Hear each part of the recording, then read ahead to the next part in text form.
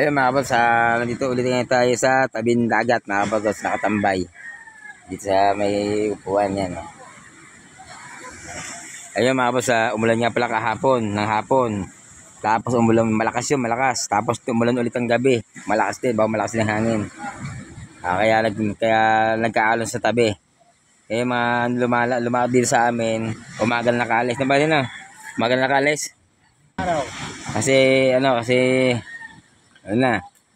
nagkaalam po sa amin kaya umaga na sila nakaalis dito. Kaya ang dating ng mga yan ay tanghali na ulit.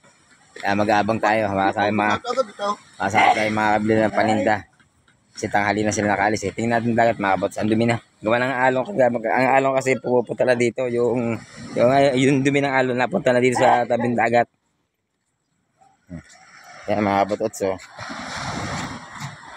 Nasaan pala dito yung madumi ng dagat. Yan. Dahil hindi naman papipigilan to kasi talagang tagulan na. Kasi hindi pwedeng umalis ng dilim pa. Yung mga nalawak dito. Kasi minsan kasi pag madilim pa, hindi natin masabi na merong bumubukol dyan sa dagat. Ibig sabihin ng bumubukol, yung alon malaki ba, mapisaan yung baka, tataw yan.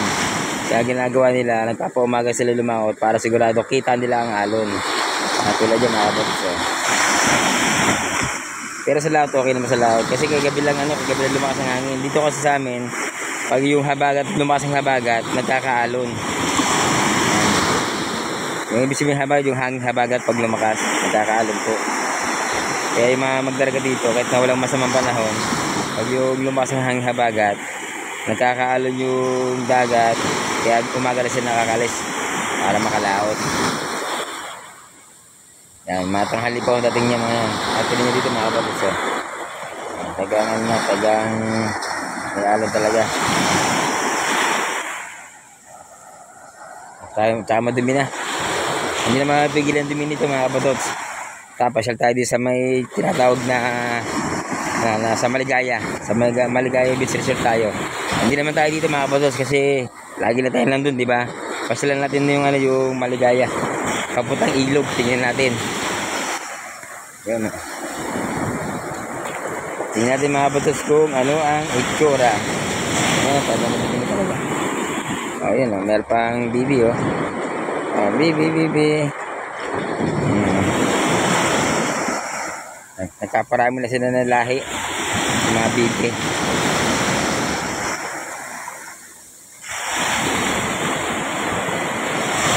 So, makikita nyo mga kabots hanggang ito talaga pangpang. Hindi pinaka-anong yung pangpang yan. Nandito na talagang hindi mapipilan to.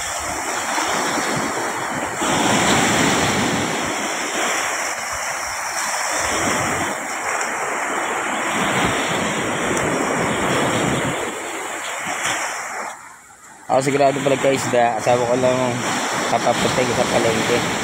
So ako lang pababaksak sa kanya. Kahit tapang tubo pang bigas-bigas lang okay na yun. Kasi tanghali na darating mga tao dito, mga lumaot.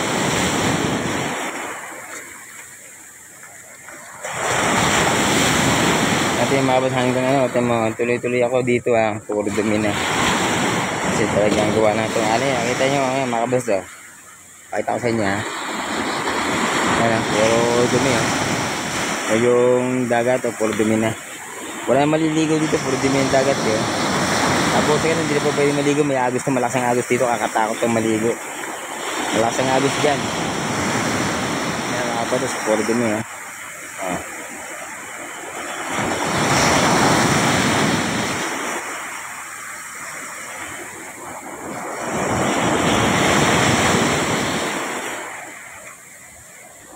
O tayo sa ilog mga kapatos. Mga kapatos malapit tayo sa ilog. Dito sa ilog, medyo hindi ganong kalakihan ng alon. Pero pag parte doon, medyo lumalaki siya. Yan. Dito hindi gaano. Bumubukol lang siya. Yung kakaiba. Pagdating doon, iba rin ang alon. Hindi pare-parehas, no? Yan, mga kapatos. Yan, nakakawin pa dito. Makikita nyo talagang madumi na talaga dito. Talagang kasi nasampa yung ano eh, nasampa yung dumi ng alon eh. Aray.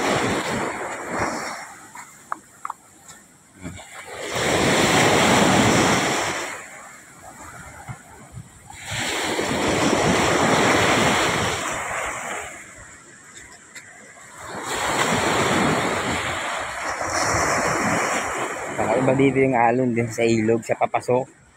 Kakaiba. Ayan mga kods ko. Ito yung tawag na pangpang. Lalim na ng pangpang oh. Lalim na ng pangpang. Nakakawin si Kuya.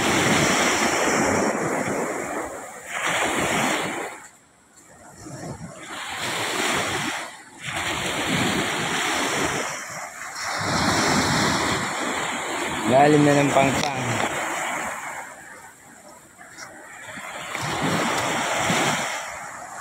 Diyan mga paps, mapapansin nyo no, ayun no. Yung resort sa San Diego yung pinaglalakwan namin.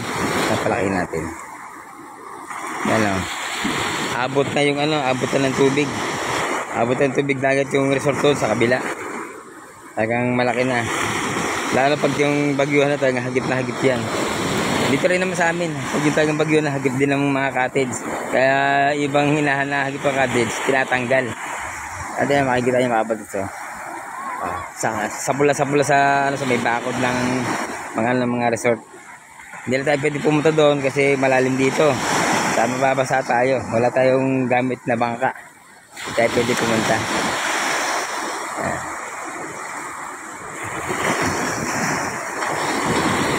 Medyo malayo yun eh. Tayo mabas medyo malayo, di ba? Ayun, nasampan na yung ano yun ah. Haba layo na sinasampan.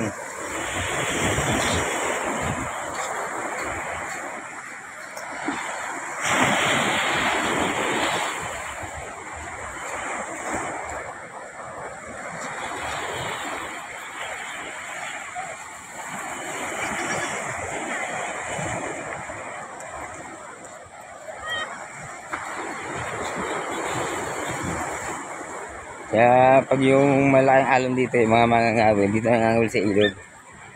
Busing! Kasi dito sa ilog, may mga isda rin naman talaga. Nagaling sa dagat. Nasampa.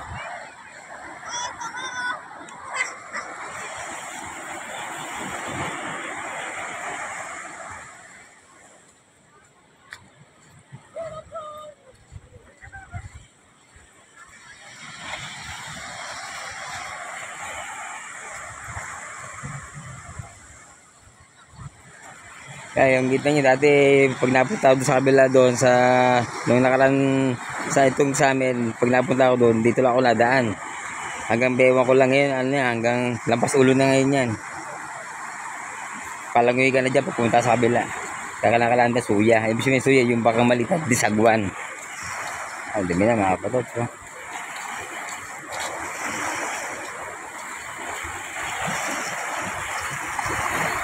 Pati yung ilog, madumi na rin mga kapatot.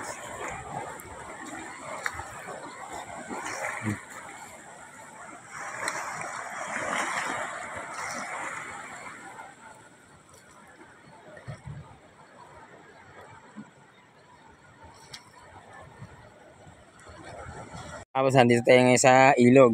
Ito, taga-amin to si Mulong. Pati, pakita mo na. Yan, nangangawil ngayon. Pang ulam-mula. Pero pag nakarami, pambenta. Kaya kararating lang niya eh.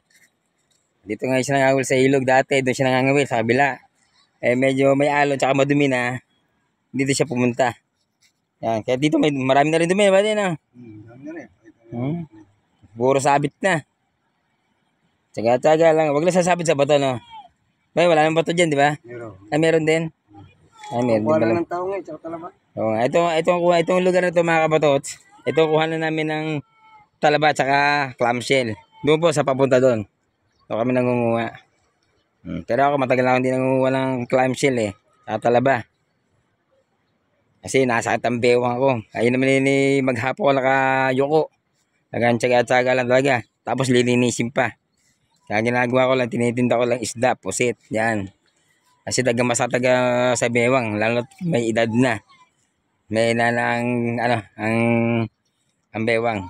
Pero hindi pa naman kahinaan. Tagang, ang lakit naman bata pa eh. Tagang maghapo ka lang kayo, talagang masakit sa bewang. Lalo na, medyo may edad na rin tayo, di ba? Kaya, hindi na ako nang walang clamshell. Sa lang talaba. Kaya, wala pang nahigit. Dito talaga sa ilog, kalma. Oh. Kasi bumanat kasi ng ulan, eh. Bali na kagabi, no? Malakas pa lang hangin, ano? Okay, yung mga lumakas sa atin, umaga na umalis, no? Ang tuloy, siwalag na eh. Maliwanag din, no? Yun, may nahigit. Yan lang, hindi ma-tsempuhan. Tilapia yan. Kasi dito meron dito tilapia, bangus, sa yung mga isang dagat. Meron dito kasi ano siya eh. Nasa papasok siya ng dagat eh. Oh. Kaya kung ano meron doon sa dagat, meron din dito kasi dito napasok. Kaya lang, hintayin natin kung mahuhuli siya. Muuling isda. At ang paswertihan din. Pag yung ang stay gutom, makakahuli. Yan, pain niya, isda rin. Saan pain mo? Yan. Ayun, pain niya, isda. So, may baon pa siyang ano, juice.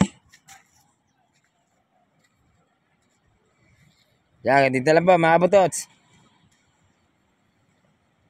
Bye-bye!